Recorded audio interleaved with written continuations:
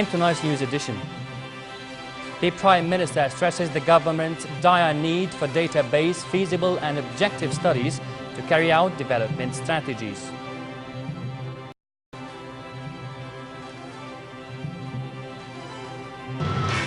The Royal Committee for Enhancing National Integrity holds more meetings with community leaders across the kingdom in a bid to come up with a National Integrity Charter. And Syria applies to sign up to the global ban on chemical weapons as top US and Russian diplomats meet in Geneva to defuse the crisis. Good evening and welcome to the news. Prime Minister Abdullah Mansour said the government is in dire need of feasible and objective studies based on data and statistics collected by the Economic and Social Council to carry out development schemes. The aim, the Prime Minister said, is to better enforce a strategy, address impending problems and discuss corrective or restructuring policies. Khaled Ababni has more. Attending a meeting at the Economic and Social Council headed by leading economist Jawad Al-Anani, Prime Minister Abdullah Mansour said his government had taken bold decisions. The government, he said, had to choose whether to take painful decisions or popular ones, but with high stakes for next governments and generations. He said the government had gone the tough path, backed by a wise leadership and smart people with a genuine desire to prove its ability to address, quote, our own affairs by ourselves. Mansour said the kingdom was going through a complex situation in a volatile region. Jordan, he told the council, had been through successive shocks since 2008, the last of which was the conflict in Syria and the disruption of Egyptian gas supplies, which had huge accumulative losses for Jordan. He said the resource-poor kingdom had been put to the test and managed to turn challenges into opportunities, owing its success to a people rallying behind their leadership and understanding the circumstances surrounding them. Mansour said the country's internal affairs are a collective responsibility that required vigilance. The government, he said, is devising a strategy with goals and priorities to tackle domestic woes, namely poverty, unemployment, scarce water and energy resources, and fiscal and trade deficits. Anani said the council was set to prepare the second economic and social report in order to outline and bolster the socio-economic strategy. He said that the council would become an institution supportive of governmental decisions and would conduct any study that the government needed in all sectors.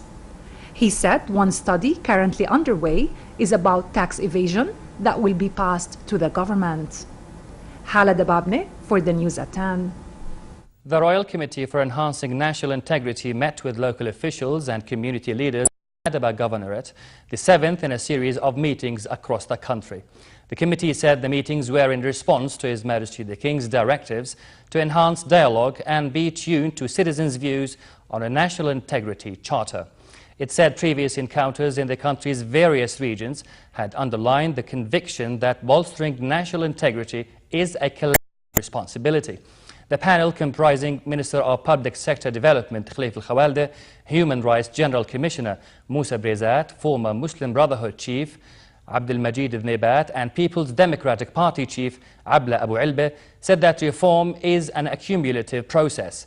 Coming up with a National Integrity Charter, it said, is just one step on the reform path that should also include enhancement of public sector transparency towards achieving good governance.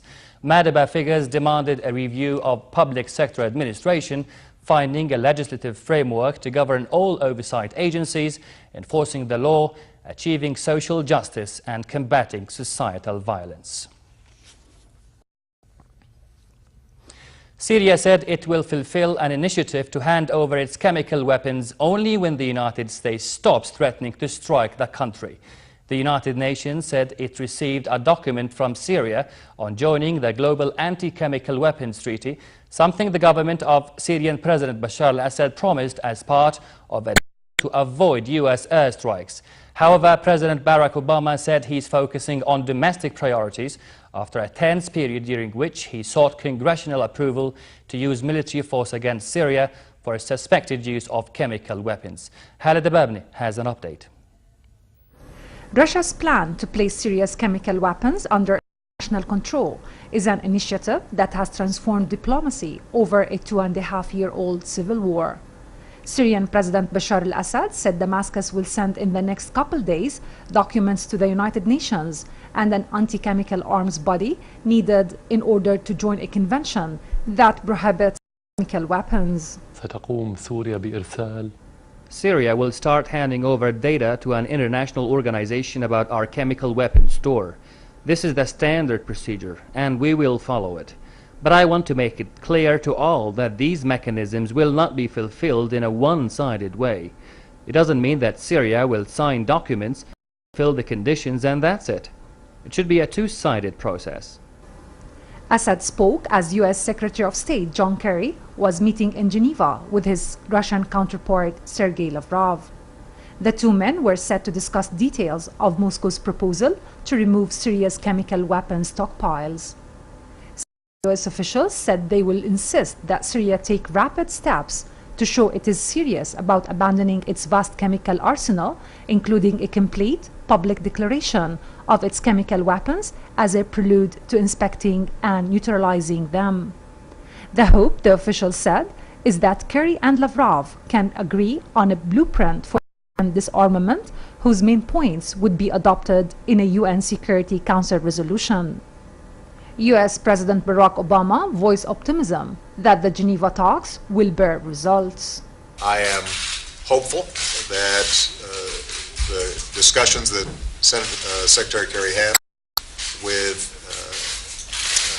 Foreign Minister Lavrov, as well as some of the other players in this, can yield a concrete result. I know that he is going to be working very hard over the next several days to see what the possibilities are there. British Foreign Secretary William Hague said any deal to place Syrian chemical weapons under international control had to be enforceable and ensured the arsenal did not fall into the wrong hands.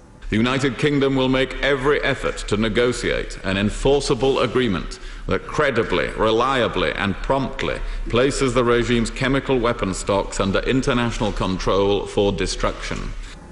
As the US and Russian top diplomats met in Geneva, Russia sent another Navy ship towards Syria.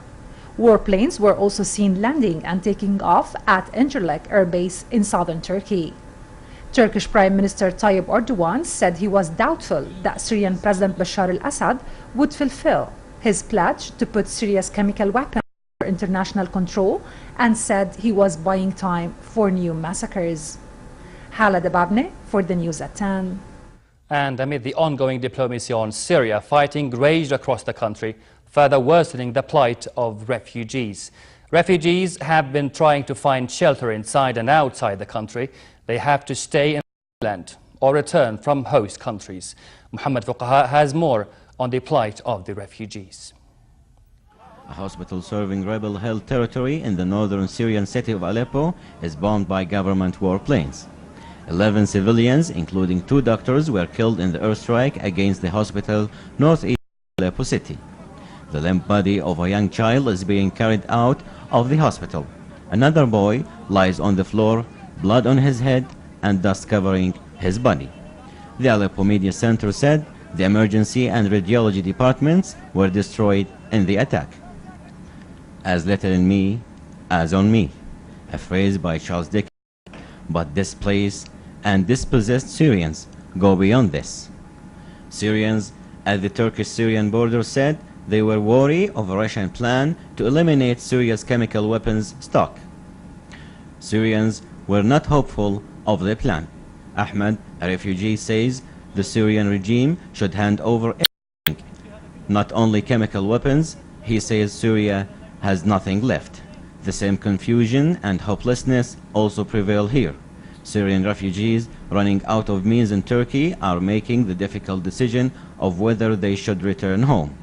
But many who made up their minds to go back recently found themselves blocked from leaving at the border. A recent policy change in Ankara has denied refugees without valid passports the ability to cross the border. It was the previous immigration policy of unconditional access that originally attracted many refugees from war-torn Syria.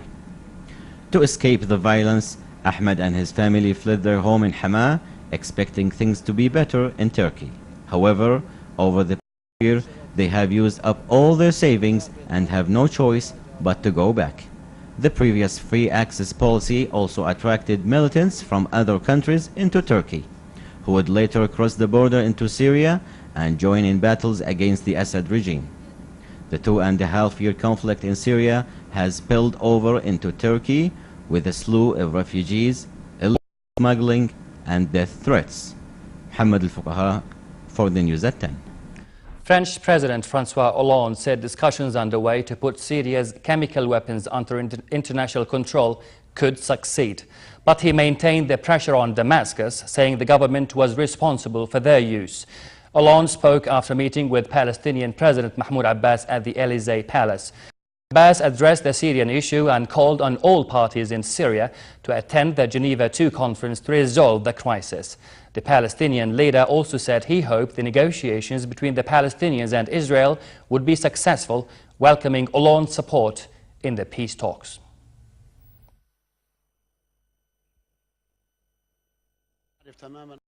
I know that the President is concerned by the peace process currently underway.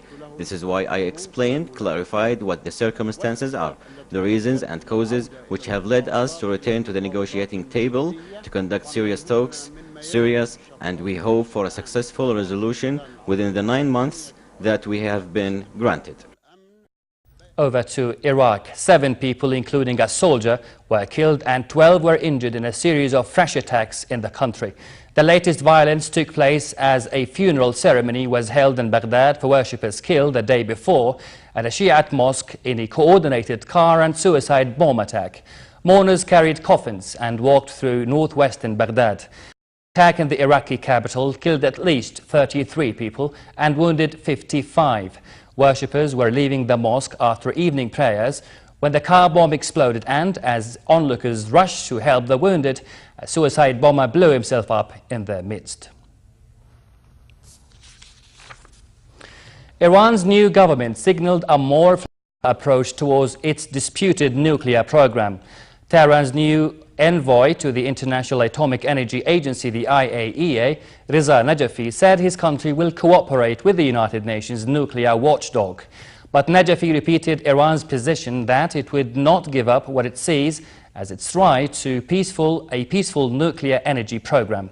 Iran and the IAEA have held 10 rounds of talks since early 2012 in an attempt by the UN agency to resume its investigation into what it calls the possible military dimensions to Iran's nuclear program, so far without success.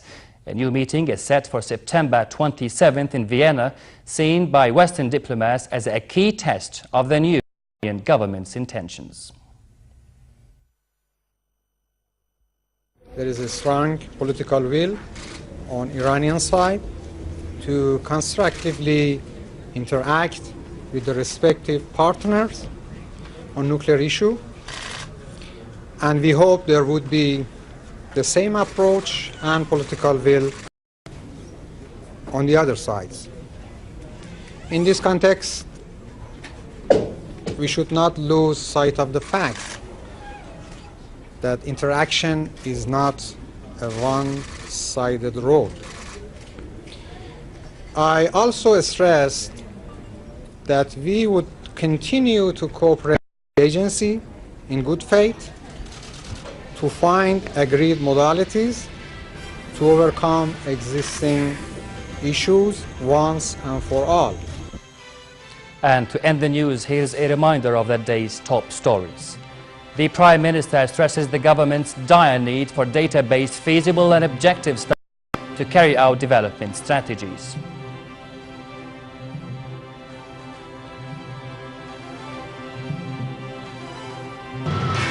The Royal Committee for Enhancing National Integrity holds more meetings with community leaders across the country in a bid to come up with a National Integrity Charter. And Syria applies to sign up to the global ban on chemical weapons as top US and Russian diplomats meet in Geneva to defuse the crisis. And that's the end of tonight's news. I'm Rad Lapush. Thanks for watching. I'll see you tomorrow.